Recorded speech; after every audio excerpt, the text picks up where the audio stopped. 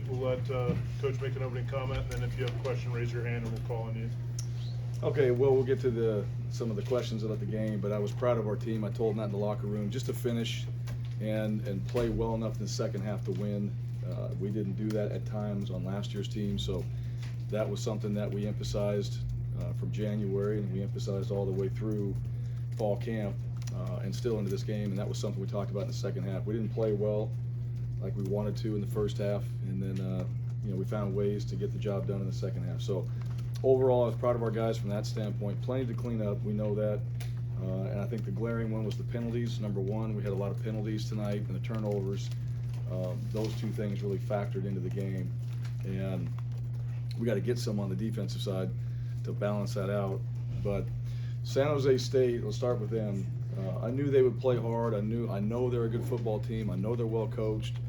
And I think you can look around college football and the assumptions that the teams that may not be the top tier teams in everybody's opinion, they play pretty damn good football.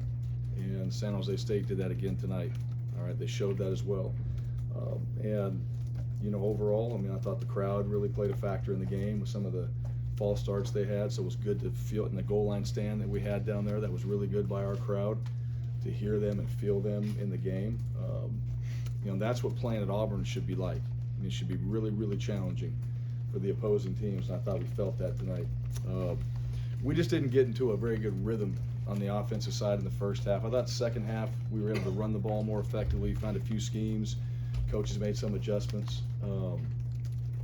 And then defensively, we did enough. We pressured the quarterback, we got after him, we sacked him a few times. He's a slippery guy, but he got out and made a few plays. Back end, I thought we gave up. There were some penalties that I'll go back and look at. But I thought we gave up a few throws that we could have challenged and had a better outcome on our end of things. So, and then special teams, were not really a big factor necessarily tonight. We had the field goal and all that, but I think there were some opportunities for us that we could have utilized special teams a little bit better.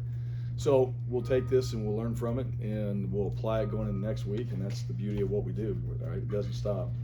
So we got to get better.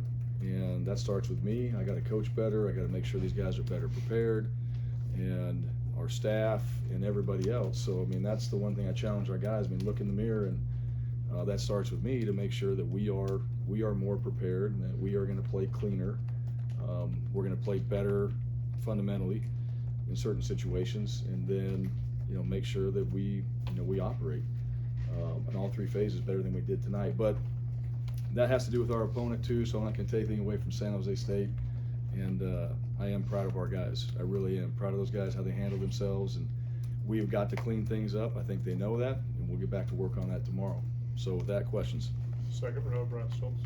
Bryan, how big was that first drive in the second half to kind of get momentum going for the offense? Yeah, we needed it. We didn't have really any. You guys saw that too. We sputtered. The turnovers that we had, we kind of got it going. Robbie got going a little bit, then we had a pick.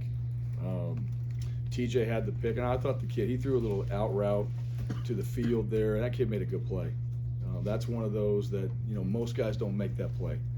And he really did. And I thought he was throwing on time. They brought some pressure, and so he had to get it out, and that was kind of just a one-on-one man beater, and the kid drove on it. So that, those plays, it's disappointing, but you also look at it. The kid dove, made a great catch.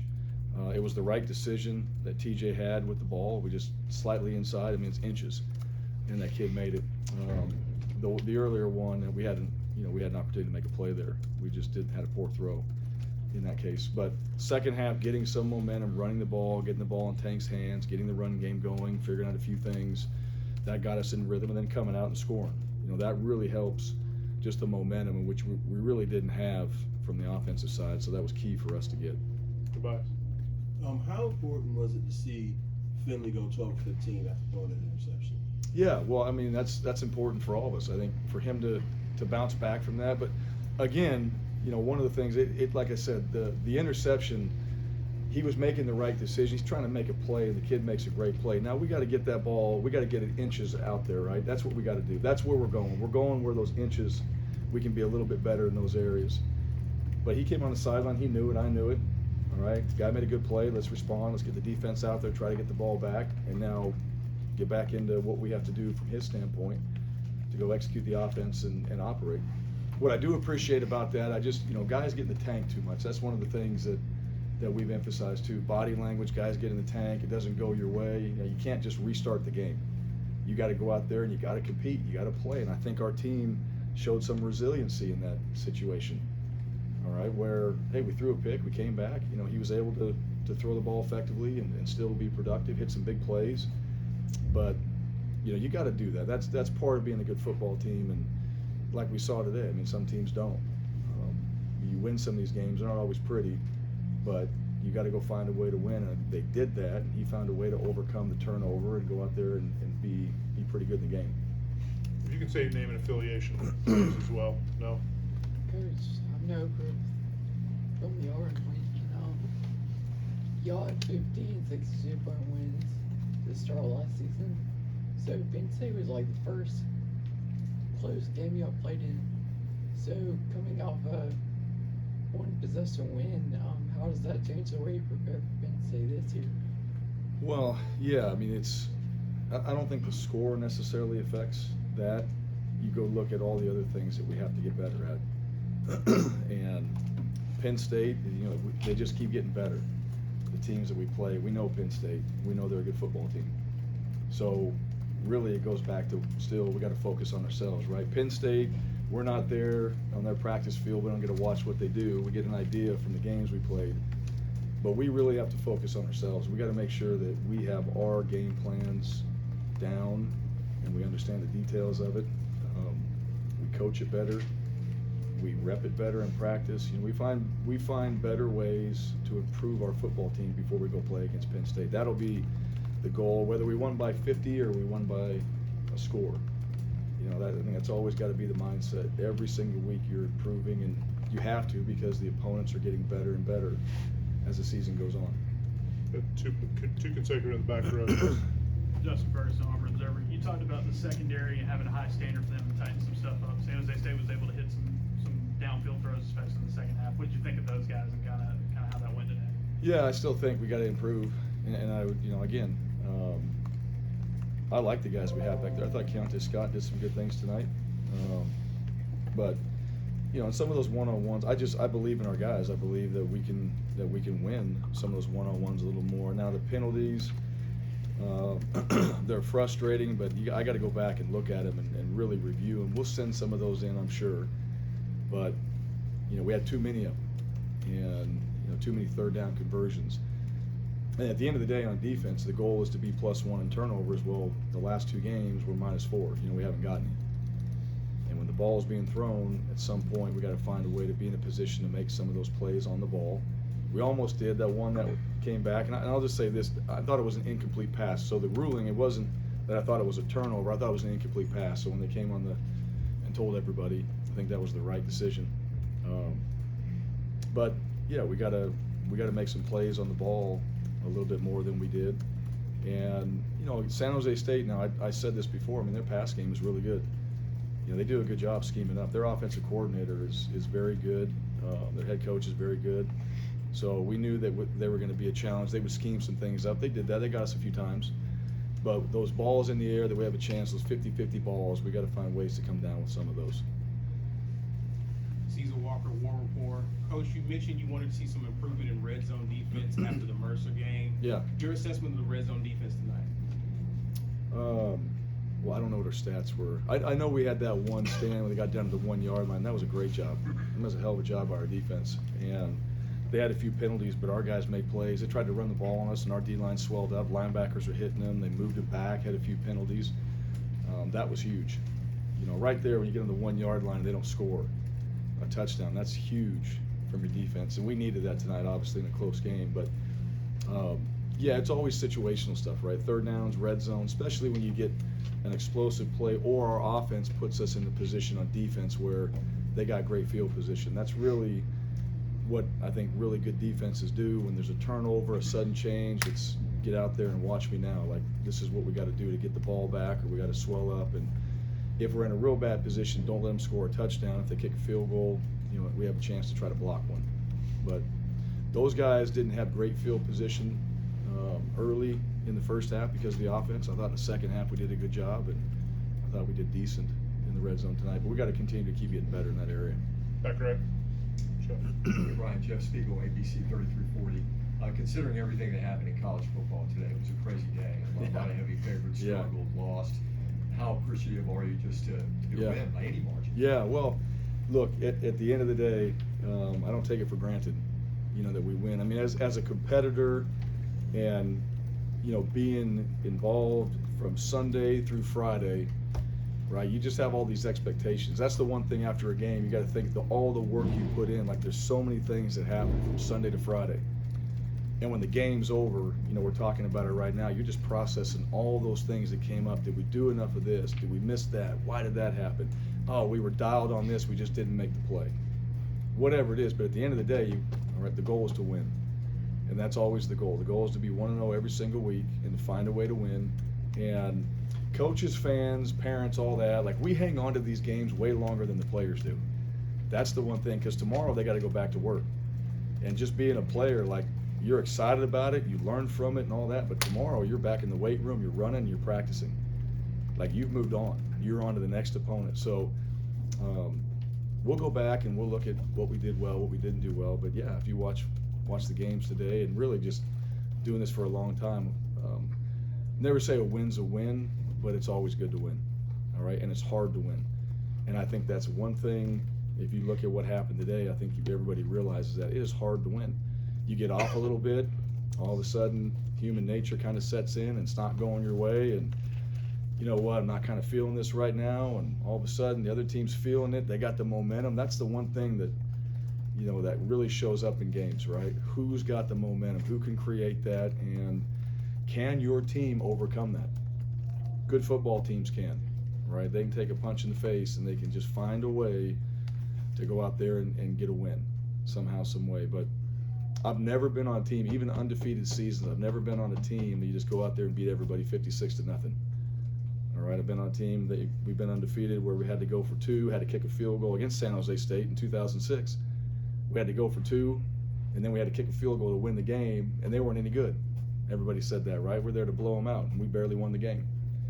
So you have games like that, and you don't take it for granted, because at the end of the year, you're putting up 42 against Oklahoma.